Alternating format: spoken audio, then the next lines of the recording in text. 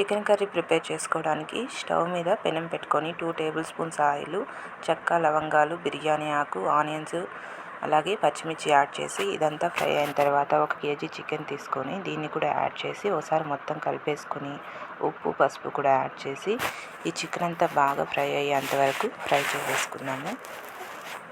ఇది బాగా ఫ్రై అవుతూ ఉన్నప్పుడు ఇందులోకి అల్లం వెల్లుల్లి పేస్ట్ కూడా యాడ్ చేసేసుకుందాం.